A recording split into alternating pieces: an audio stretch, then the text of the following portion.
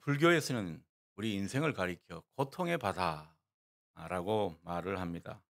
삶이 그만큼 힘겹고 고통스럽다는 그런 뜻일 겁니다. 삶의 고통을 겪는 것은 주님을 믿는, 그리고 하나님의 자녀가 된 우리도 예외는 아닙니다. 우리는 하나님의 자녀가 되었고 또 주님의 사랑을 받는 귀한 사람입니다. 여러분 믿으시죠? 정말 귀한 사람입니다. 우리를 향한 주님의 사랑, 우리가 스스로 버리지 않는 한 결코 누구도 이 사랑을 빼앗아 갈 수는 없습니다. 이렇듯 주님의 택하심을 받고 또 주님의 사랑을 받는 우리들이지만, 인생의 시련이나 고통은 우리를 피해가지 않습니다. 최근 교우들 중에는 여러 가지 일들로 또 시련을 겪는 그런 분들의 소식을 듣곤 합니다. 우리는 갑작스러운 질병과 사고로 힘든 시간을 보내기도 하고요. 또 사람 때문에 고통을 겪는 그런 일들도 있습니다. 오랫동안 안 풀리는 그런 일 때문에 이 마음이 많이 눌려 있을 때가 우리가 느껴지곤 하는 것입니다. 여기서 우리가 한 가지 기억할 것은, 주님이 우리에게 베푸시는 그 사랑, 이 사랑은요, 우리가 겪어내야 할 모든 어려움과 고통, 이걸 다 제거해 주는 사랑이 아니라는 것입니다. 주님께서 이 모든 고통과 어려움을 이겨낼 수 있도록 우리에게 굳건한 마음을 심어 주시는 그런 사랑이 주님의 사랑이라고 볼 수 있겠습니다. 주님께서 만일 우리에게 고통과 시련을 주신다면 뭐 여러 가지 이유가 있겠습니다만은, 대표적인 것은요, 우리의 한계를 자각하게 만드는 것입니다. 인생을 겸손하게 하는 것이죠. 또 우리가 더욱 성숙해지면서 더 큰 믿음의 세계로 나아가도록 인도하시는 일환인 것입니다. 많은 경우 신자들은 고난과 고통의 시간을 통해서 주님을 새롭게 만납니다. 전에 주님을 제대로 만나지 못한 사람이 주님을 새롭게 만나게 되고, 그 주님과의 깊은 만남이 영적으로 우리를 성숙하게 하는 것이죠. 새로운 인생의 도약으로 하나님께서 이 모든 것을 이끌어 가시더라는 것입니다. 그러니 이 고통이, 우리에게 주어진 그 고통이 은혜로 변하는 그런 일이 우리가 겪는 인생 가운데 많이 경험되는 것입니다. 자, 오늘 본문은 고통의 바다에서 풍랑을 만난 그런 사람들의 이야기입니다. 오늘 25절 보게 되면 바다에 광풍이 일어나서 바다 물결을 일으켰다고 그렇게 하고 말씀하고 있죠. 여러분 이 그림을 보면요, 거센 광풍이 불어와서 파도가 아주 산같이 출렁이는 그런 모습을 연상할 수 있습니다. 저도 대학교 다닐 때 아, 배로 제주도에 간 일이 있습니다. 부산에서. 그런데 뭐 시간도 꽤 오래 걸렸지만 한 번은 뭐큰 파도를 저도 만났는데, 이 배가 출렁이는데요, 아마 한 2-3층 아파트 높이처럼 출렁이는데, 그 정도 출렁여도 얼마나 힘든지 모릅니다. 죽을 것 같은 구토도 많이 하고, 사람들이 얼마나 비명을 지르는 통에 저도 웬만하면 잘 놀라지를 않는데 상당히 놀랐던 기억이 있습니다. 오늘 그 상황을 묘사해 주고 있는 거죠. 26절 보십시오. 얼마나 이 바다 물결을 크게 일으켰는지, 사람들이 하늘로 솟구쳤다가 깊은 곳으로 내려가는 이런 모습이라는 것입니다. 그들의 영혼이 녹는다고, 녹을 지경이라고 그렇게 표현하고 있죠. 여러분 영혼이 녹는다는 게 어떤 말이겠습니까? 뭐 정신이 하나도 없는 그런 상태 아니겠습니까? 넋이 완전히 나가버린 그런 모습을 묘사해 주는 것입니다. 27절을 보면요, 또 그들이 이리저리 구르면서 술 취한 사람처럼 비틀거렸다고 묘사하고 있습니다. 그러면서 27절 하반절에 아주 중요한 말씀을 우리에게 전하고 있죠. 그들의 모든 지각이 혼돈 속에 빠지는도다. 모든 지각이 혼돈 속에 빠졌다. 무슨 말이겠습니까? 이 거센 풍랑 앞에서 사람들의 뭐 지식이나 지혜 아무 쓸모없이 돼 버렸다는 겁니다. 자기가 뭐 배를 좀 탔다, 경험이 있다, 아무 쓸모가 없다라는 것입니다. 그러니 사람들이 혼란과 혼돈 속에 빠지게 되는 것이죠. 아무것도 할 수 없는 상당히 절박한 지경에 그들이 처했음을 우리가 느낄 수가 있는 것입니다. 인생을 살다 보면 우리도 이런 고통의 바다를 지나는 그런 순간이 있죠. 그런 때 우리가 참 막막하고 절박한 지경에 빠지게 됩니다. 그런 때는 내가 왜 이런 일을 겪어야 되는지 혼란스럽습니다. 지금 어떤 상황인지, 앞으로 내 인생이 어떻게 될지 도무지 알지 못하는 그런 인생의 혼돈 가운데 우리도 빠지게 되는 것입니다. 자, 중요한 것은 우리가 그런 순간을 만날 때 우리는 어떻게 해야 하는가? 이걸 우리가 생각해 보는 것입니다. 여러분, 그런 순간에 우리가 무엇이 중요한 것 같습니까? 오늘 본문은 그 막막하고 절박한 상황에서 우리에게 확실하게 보여주는 모습이 하나 있습니다. 바로 부르짖음입니다. 오늘 28절 상반절 보십시오. 그들이 고통 때문에 하나님께 부르짖었다. 분명히 우리에게 전하고 있습니다. 여러분, 이때 부르짖었다라는 것은 우르 우 막 우는 이런 모습일 수 있고요. 그저 탄식하고 넋을 잃은 채 하늘을 바라보는 그런 모습일 수도 있습니다. 아니면 그저 뭐 마음이 너무너무 안타까워서 "하나님, 하나님." 이렇게 하나님의 이름을 부르는 것일 수도 있습니다. 여러분, 이 상황에서 사람들이 뭐 각을 잡고 폼을 잡고 기도했겠습니까? 그렇게 하지는 않았을 겁니다. "하나님, 우리에게 폭풍을 주셔서 감사합니다. 저희들의 죄로 이런 극심한 고통을 당하게 되었습니다. 바라옵기는 하나님 우리를 구원하여 주옵소서." 뭐 이런 식으로 각을 잡고 기도했겠습니다. 그러지 않았을 겁니다. 여러분, 너무나 고통스럽고 너무나 두려우면요, 사실 제대로 된 기도를 할 수가 없습니다. 그저 하나님 이름을 부르면서 하나님을 찾을 뿐이죠. 그것만 해도 참 귀한 것이라는 겁니다. 그저 신음하는 소리로 하나님께 살려달라고 아마 이 사람들 매달렸을 겁니다. 하지만 놀라운 사실은요, 하나님께서 이 사람들의 신음소리, 하나님의 이름을 부르짖으며 탄식하는 그 소리를 기도 소리로 들으셨다는 겁니다. 하나님 그것을 기도로 받으셨다는 거죠. 그러니 그들을 찾아오셨고 그들 곁에 다가오셨고 그리고 그들을 인도해 주신 것입니다. 여러분, 이게 중요한 것입니다. 인생의 모든 고통이나 어려움, 또 환난이나 질고, 여러분 이게 하나님과 무관할 것 같습니까? 하나님께로부터 비롯되었다라고 해도 과언이 아닙니다.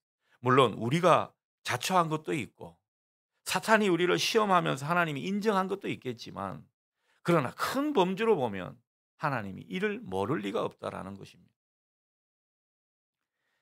그럴 때 하나님은 우리의 부르짖음을 반드시 들으신다는 거죠.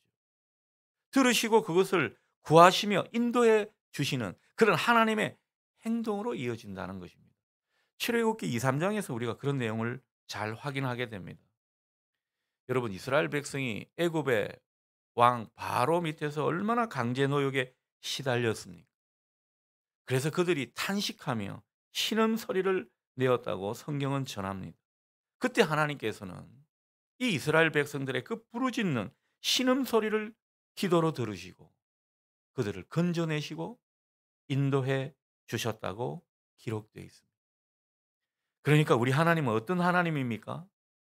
부르짖는 자의 그 부르짖음을 반드시 들으시는 하나님이죠. 그 부르짖음을 기도 소리로 받으시는 하나님이시라는 사실을 우리가 결코 잊지 말아야 할 것입니다. 그러니 하나님께서 그런 탄식하는 사람들, 그런 어떤 절규하고 신음하는 사람들의 소리를 외면하지 않으시고 그것을 기도 소리로 여기신다면, 여러분 우리가 하나님 앞에 간절한 기도를 드릴 때 하나님은 결코 우리 기도를 외면하실 수가 없습니다. 제가 참 이루어지지 않았던 여러 가지 기도 제목 중에서요. 하나님 앞에 작정하고 그냥 하나님 붙들고 하염없이 눈물을 흘리는 그 기도는요. 제 기억으로는 다 이루어진 것 같습니다. 그만큼 하나님과 깊은 교통으로 이어지게 되었고 하나님께서 그것을 좋은 기도로 받으셨다라는 것입니다. 여러분 우리가 하나님의 자녀 아닙니까? 명색이 우리가 하나님의 자녀입니다. 하나님의 자녀인 우리가 하나님이 그토록 우리를 사랑하시는 그런 존재인데 우리가 정말 간절한 소리로 하나님께 부르짖는 기도를 드린다면 하나님이 일단 외면하실 수가 없을 겁니다. 자, 그런데 우리의 그 간절한 기도 소리는요. 항상 성령님께서 조용히 다가와서 우리에게 그 탄식하며 중보하는 기도로 이어지게 되어 있습니다. 로마서에서 그것을 잘 말씀해 주시지 않습니까? 그러니 우리의 그 간절한 기도, 거기다 성령님이 말없이 탄식하며 우리를 중보하시는 그 기도, 이 기도는 하나님이 받으시는 기도거든요. 이게 더해지니까 하나님이 외면하실 수가 없는 겁니다. 원리가 그렇다라는 것이죠. 그러니 하나님의 자비와 사랑을 경험한 사람은요. 고통과 슬픔 중에도 기도의 자리로 나오게 돼 있습니다. 우리 교우들이 기도의 자리를 많이 갖지 않는 거 보면은 스스로 별로 힘들지 않다고 여기는 것 같습니다. 제게 들려오는 소식과는 좀 다른 것 같아요. 그게 때로는 안타깝습니다. 여러분 정말 그런 절박한 상황에도 기도하지 않는다. 하나님을 제대로 몰라서 그렇습니다. 하나님을 제대로 만나지 못해서 그렇고 하나님을 제대로 신뢰하지 못하기 때문에 그렇다고 볼 수 있습니다. 인생의 심한 풍랑을 겪을 때 우리는 하나님께 간절한 기도로 하나님을 경험할 수 있습니다. 여러분 하나님 앞에 기도할 때는요. 정말 진실하게 기도하십시오. 뭐 폼 잡고 이런 것도 좋겠지만요. 정말 내 절박한 마음, 아내한테 남편한테도 차마 이야기하지 못하는 그 내 속의 민낯을 그대로 주님 앞에 드러내 보이는 것. 이게 참 진실한 기도 아니겠습니까? 그렇게 기도하게 될 때 우리는 주님의 크신 능력을 우리는 반드시 경험하게 되어 있습니다. 우리가 처한 고난, 우리가 처한 슬픔, 고통보다 우리 주님은요 항상 더 크신 분이기 때문에 그렇습니다. 그러니 풍랑이 있는 날에는 하나님께 부르짖으십시오. 많은 기도를 하기보다는 주님 앞에서 그저 탄식하는 마음. 아버지, 아버지, 주님, 주님. 간절히 그분을 찾는 마음. 이 절박한 마음을 하나님 앞에 보이시기를 바랍니다. 하나님이 여러분과 반드시 함께 하십니다. 여러분 이 사실을 믿으십니까? 하지만 안타깝게도 막막하고 절박해서 아무것도 할 수 없는 막다른 지경에 이르렀는데도 하나님을 찾지 않고 또 하나님께 부르짖지 않는 사람들이 있습니다. 왜 그렇습니까? 여전히 내 경험이나 내 지식, 내 인맥을 믿고 있다라는 거죠. 하나님께서 아무 쓸모없이 만들어 버렸는데도 그것을 또 붙들려고 하고 있습니다. 썩은 동아줄인데 그것도 동아줄이라고 붙들고 있는 모양새라는 거죠. 여전히 사람들을 의지하고 아니면 내 경험을 의지하는 그런 모습 때문에 하나님께 부르짖지 않는 것입니다. 아니면 너무나 쉽게 절망하거나 낙심하고 자포자기하기 때문에 그럴 수도 있습니다. 여러분 그러나 우리가 꼭 생각할 것은요. 이런 막막하고 절박한 순간이야말로 우리가 본연의 모습으로 돌아갈 때라고 생각하십시오. 여러분 우리에게 본연의 모습은 무엇입니까? 하나님과 대면하는 것이죠.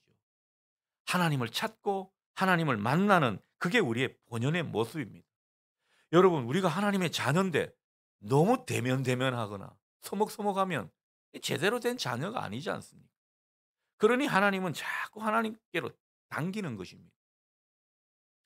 하나님을 만나고 하나님을 찾고 또 하나님께로부터 오는 힘으로 인해서 변화되는 것, 본연의 모습으로 돌아가는 모습인 것입니다. 그러므로 우리는 고난이나 고통의 순간에서 하나님을 만나야 합니다. 하나님을 제대로 만나야 합니다. 여러분, 하나님을 정말 만날 수 있다라는 사실 꼭 기억하시기를 바랍니다. 여러분, 제 이모님 이야기 잠깐 할까요? 40대 중반에 암이 걸렸습니다. 사형 선고를 받았죠. 다들 죽는다고 했습니다. 근데 이모님이 그런 자신을 스스로 봤을 때 너무 억울한 겁니다. 너무 가련한 거죠. 아니 40대 중반에 죽는다고 생각하니 얼마나 가련하게 느껴졌겠습니까? 그래서 동생인 제 어머니의 도움으로 시집 가고 나서는 어릴 때는 하나님을 믿었거든요. 시집 가고 나서는 한 번도 찾지 않았던 그 하나님을 찾게 되었습니다. 그리고 그분께 마지막 기대를 걸었습니다. 근데 놀랍게도 그때 하나님을 제대로 만나게 되었고 또 소생하는 은혜도 입게 되었습니다. 그 이모님이 지금 90대 중반입니다. 무려 50년을 이후에 살았다는 거죠. 그러고 보면 제 이모님께서 암 선고를 받고 고통의 시간을 보낸 것, 하나님의 부르심의 또 다른 모습이었습니다. 하나님을 만나는 계기가 되었던 것입니다. 제가 아는 많은 분들 보면요. 사업 실패로 아니면 직장에서 잘리는 그런 처절한 일로 말미암아 인생이 바뀌고 또 하나님을 깊이 만나는 그런 계기를 만난 분들을 보게 됩니다. 우리가 겪는 질병, 실패, 뜻하지 않은 불행한 일, 여러분 하나님의 거룩한 초대일 수 있다라는 거죠. 하나님께서 우리를 더욱 복된 인생 삼아 가시는 계기라는 것입니다. 하나님이 그냥 뭐 아무 목적 없이 그렇게 인생을 풍랑을 일게 하지는 않는다는 것입니다. 여러분, 여러분에게 자주 말씀드렸다시피 저도 사업 실패 안 했으면요. 목사가 안 됐을 겁니다. 그러니 제가 겪었던 사업 실패는 무엇입니까? 거룩한 실패죠. 하나님의 부르심을 동반한 그런 어떤 하나님의 초대 성격이 그 속에 있었다라고 볼 수 있겠습니다. 우리의 실패는 얼마든지 하나님 안에서 복된 실패가 될 수 있습니다. 우리는 뭐 불행한 일을 만나서 꺼이꺼이 하지만은 전능하신 하나님은요. 그 불행을 얼마든지 행복으로 바뀌게 할 수 있는 분이라는 겁니다. 그래서 인생의 진정한 승리는 우리가 뭐 남하고 지지고 볶고 싸우면서 경쟁해서 지지 않으려고 하는 그게 아닙니다. 내 자신 안에 절망과 포기, 낙심하는 것, 그것과 싸워 이기는 것이 진정한 승리인 것입니다. 우리의 승리의 힘은 하나님께로부터 오는 것이고 우리가 하나님 안에서 희망을 가지는 한 우리는 반드시 승리하게 되는 것입니다. 우리가 살다 보면 참 막막하고 절박한 순간을 만난다고 말씀드렸습니다. 아무리 해도 안 되는 것 같고 내가 바라는 대로 전혀 되지 않을 것 같은 그런 어떤 절망적인 순간을 느낄 때가 있습니다. 그래서 비관하기도 하고 뭐 교회를 떠나보기도 하고 절망에 비틀거리는 그런 모습을 보이게 되는 것이죠. 그런 때는요. 심사가 뒤틀려 있다 보니까 사람들하고 관계도 안 좋습니다. 내 마음이 점점 악독해지는 그런 어떤 가련함이 스스로 느껴지게 되더라는 거죠. 이게 다 제가 경험한 겁니다. 그러나 기억하십시오. 자, 그런 때 우리는 지혜로운 대처를 해야 합니다. 오늘 말씀에서 우리에게 무엇을 가르쳐 주십니까? 하나님 앞에 부르짖으라는 거죠. 간절한 기도를 드리라 말씀하고 있습니다. 여러분, 많은 기도가 중요한 게 아닙니다. 정말 하나님은 진실된 그 초점이 잡힌 기도를 원하십니다. 아니, 아프면 아프다고. 내가 죽겠으면 죽겠다고. 하나님 앞에 절박하고 간절하고 처절한 그 심정을, 그 내밀한 심정을 드리는 것. 그게 부르짖는 것입니다. 여러분, 이렇게 하나님께 부르짖고 간절히 하나님 찾으면요. 하나님 반드시 찾아오신다는 거죠. 이게 성경이 우리에게 말씀해 주시는 진리인 것입니다. 그냥 찾아와 주실 뿐만 아니라 은혜도 주시고 우리의 모든 문제와 고통 속에서도 건져 주신다는 겁니다. 오늘 29절 보십시오. 하나님께서 마침내 나타나셔서 풍파를 잠재워 주시고 인생을 고요하게 하시는 모습입니다. 30 절을 보십시오. 평온함을 주시고 기쁨을 회복시켜 주시는 중에 마침내 소원의 항구로 우리를 인도하시는 모습입니다. 하나님이 하시는 모습이 이런 것이라는 거죠. 그러니까 하나님은요, 우리가 아무리 뭐 고통 중에 슬픔 중에 있다 하더라도 그 위대하신 하나님의 능력으로 말미암아 우리 인생을 고요하게 하시고 우리 인생을 평온하게 하시고 우리 안에 기쁨을 다시 회복시켜 주시는 분이시라는 사실, 여러분 이 아침에 든든히 믿고 신뢰하실 수 있기를 바랍니다. 하나님은 우리에게 그런 모습으로 인도해 가시는 거죠. 이렇게 하나님을 굳게 신뢰하는 사람, 오늘 31절 말씀처럼 하나님을 찬양하게 되어 있습니다. 31절 보십시오. 하나님의 인자하심과 우리 인생 가운데 놀라운 일을 베푸신 것을 찬양합니다. 이렇게 고백하고 있지 않습니까? 여러분, 이 모든 것들이 우리의 다 찬양이 되게 하신다는 거죠. 32절처럼 사람들 가운데서도 하나님을 높이고 또 하나님을 찬양하도록 이끌어 가신다는 거죠. 제가 한 번씩 뭐 제 일을 가지고 제 이야기를 하자는 게 아니라 그것을 통해 하나님을 높이고 싶은 이 마음, 이 마음을 하나님께서 결국 우리에게 허락하신다는 거죠. 저는 한 번씩 참 고난과 고통의 시간, 저 시간을 어떻게 견뎌내실까 참 염려가 되는 그런 분들인데, 오히려 그 상황 속에서 하나님께 감사하고 하나님을 높이고 또 하나님을 찬양하는 그런 사람들 보면서 제가 참 많은 은혜를 받습니다. 참 귀하다, 그런 생각이 듭니다. 고난 가운데 우리가 하나님께 감사하고 찬양할 수 있다면 하나님은 그 모습 가운데 우리를 영적으로 깊어지도록 인도해 가실 것입니다. 분명 우리를 보살피시고 소원의 항구로 이끄시는 그 주님의 은혜로 우리를 역사하실 겁니다. 그래서 주님이 이끄시는 새로운 세계를, 새로운 영적 세계, 새로운 믿음의 세계를 우리가 만나게 해 주실 거라는 거죠. 어제 어느 동영상을 어 제가 본 일이 있는데, 여러 가지 암에 걸린 환자였습니다. 여자분인데 미국 분이었죠. 뭐 자작곡으로 경연대회에서 노래하는 그런 어떤 동영상이었는데요. 뭐 인터뷰도 하고 거기서 말하는 것을 보면서 무척 감동을 받았습니다. 그녀가 말합니다. 자기는 생존율이 2% 밖에 안 되는 그런 사람이라고 하면서 힘주어 강조하는 것이요, 0%는 아니라는 겁니다. 자기는 2%라는 거죠. 그러면서 하는 말이 이 2%는 뭔가가 있다라는 사실을 사람들이 잘 알기를 바란다는 거죠. 이게 얼마나 놀라운 수치인가를 사람들이 좀 알아줬으면 좋겠다, 이런 말을 하더군요. 여러분, 정말 절망으로 그 인생이 꺾일 수밖에 없는 상황인데 그 희망의 2%를 굳게 붙잡으면서 나아가는 그런 여인의 모습이었습니다. 여러분, 우리에게는 전능하신 하나님 아버지가 계신다는 사실 늘 기억하시면 좋겠습니다. 그 하나님을 믿는 사람은 자신의 고통과 슬픔을 빚어서 그것을 찬양으로 바꾸는 사람인 것입니다.